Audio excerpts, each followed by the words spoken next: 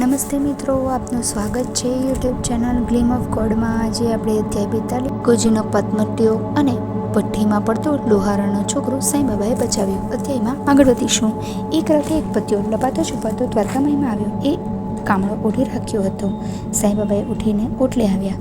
સાંઈબાબા બોલ્યા, ભાઈ અંદર આવ, તને પટ થયો છે, મને ખબર છે, કામળો કાઢી નાખ।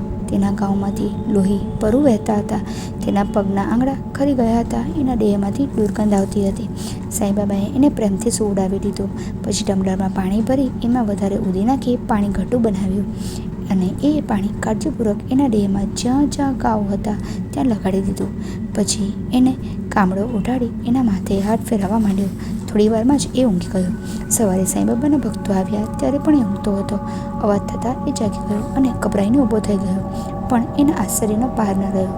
એના બધા ઘા ભરાઈ ગયા હતા, પણ ડાઘા રહી ગયા હતા। જે આંગળીઓ કરી ગઈ હતી તે પણ રોસાઈ ગઈ હતી અને બીજી આંગળીઓ સારી થઈ ગઈ હતી। એ મૂઢ બનીને સાંઈબાબાને જોઈ રહ્યો, પછી પોતાના દેહને જોવા લાગ્યો। એને પટ માટે એ જાણે એના માનવામાં ના આવતું હતું। પછી એ સાંઈબાબા પાસે દોડ્યો અને એના પગમાં પડીને દેવા દેવા બોલવા લાગ્યો। એને સમજણ પડતી ન હતી કે શું બોલવું। એ રડવા લાગ્યો, પણ એ આંસુ ખુશીના હતા। થોડી વારે એ સ્વસ્થ થયો અને ઊભો થઈને બોલ્યો, બાબા, હું ભાગોજી સિંધે, પદ કદી મટતો નથી અને બધાએ કાઢી મૂક્યો હતો, પરંતુ હું તમારી શરણમાં આવ્યો અને જુઓ, મારો પદ મટી ગયો। બાબા, મને તમારી શરણમાં જ રાખો, હું મરીશ ત્યાં સુધી તમારી સેવા કરીશ, મને જવાનું કહેતા નહીં। સાંઈબાબા બોલ્યા, ભાગોજી, જેવી તમારી ઈચ્છા।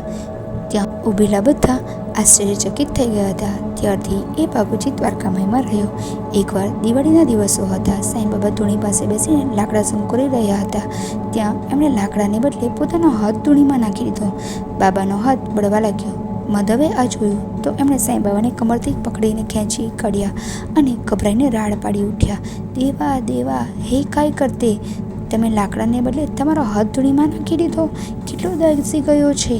ત્યારે બાબા બોલ્યા, શ્યામા જોની પેલી લુહારણ કેળમાં છોકરું રાખીને ભઠ્ઠીની ધમણ ચલાવતી હતી, એના પતિએ બૂમ મારીને એને બોલાવી તો એ એકદમ ઊભી થઈ ગઈ અને એનું છોકરું સરકીને ભઠ્ઠીમાં પડી ગયું, પણ મેં એને ઉંચકીને બહાર કાઢી મૂકી દીધું છે, નહીં તો બળી નહીં જતે।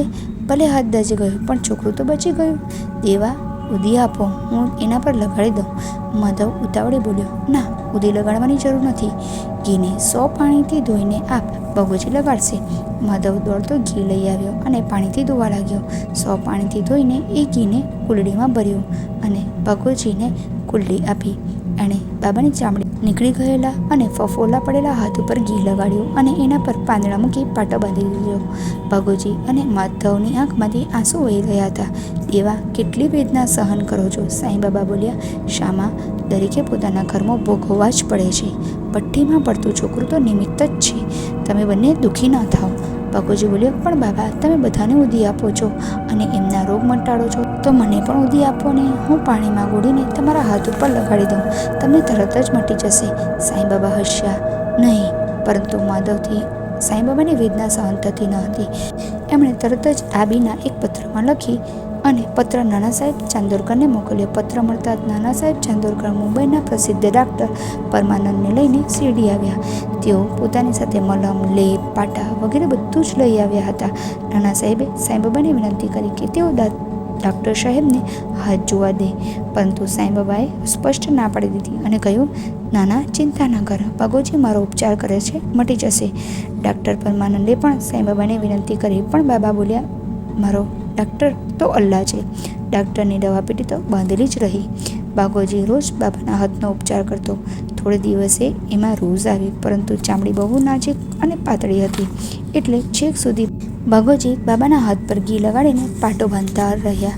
સાંઈબાબા ધારતે તો હાથ રૂઝાવી દેતે, પણ ભાગોજીની ભક્તિ ખાતર એમણે છેક સુધી હાથને એવો જ રાખ્યો। રામનવમીની રામયાત્રા શરૂ થઈ પછી સાંઈબાબાની શોભાયાત્રા રોજ 3 વાર નીકળતી। તેઓ લેંડીબાગ જતા ત્યારે ભાગોજી એમને છત્ર ધરતો। એમણે મૃત્યુપર્યંત બાબાની ઘણી સેવા કરી આ તો એક ઉદાહરણ છે. સાંઈબાબા ઘણીવાર બીજાના દુઃખ પોતાના દેહ પર લેતા અને ભારે વેદના સહન કરતા. એકવાર દાદા સાહેબ ખારપડેનો પુત્ર અને પત્ની અમરાવતીથી શિરડી રહેવા આવ્યા હતા. ત્યાં અચાનક દાદા સાહેબના પુત્રને સખત તાવ ભરાયો અને બીજા દિવસે એને પ્લેગની ગાંઠો નીકળી. આથી દાદા સાહેબની પત્નીને બીક લાગી. એણે શિરડી છોડીને પાછા અમરાવતી જવાનો વિચાર કર્યો. તેઓ સાંઈબાબાની રજા લેવા દ્વારકામાઈમાં ગયા. સાંઈબાબાને પગે લાગીને બોલ્યા, બાબા, હું પાછો અમરાવતી જાઉં છું.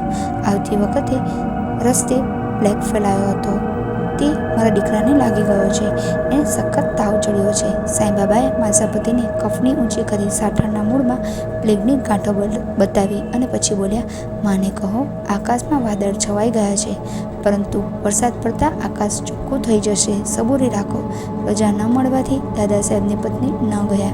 બીજા દિવસ દાદા સાહેબના પુત્રનો તાવ નરમ પડ્યો અને ઉતરી ગયો. સંતોના હૃદય ભક્તો માટે કેટલા પ્રેમભર્યા અને નાજુક હોય છે તેનું આ ઉત્તમ ઉદાહરણ છે. બાબાને પ્લેગની ગાંઠોની કેટલી પીડા હશે એ કલ્પના કરવી અઘરી છે. એ રીતે તેઓ ઘણાના દુઃખ પોતાના દેહ પર લઈ લેતા.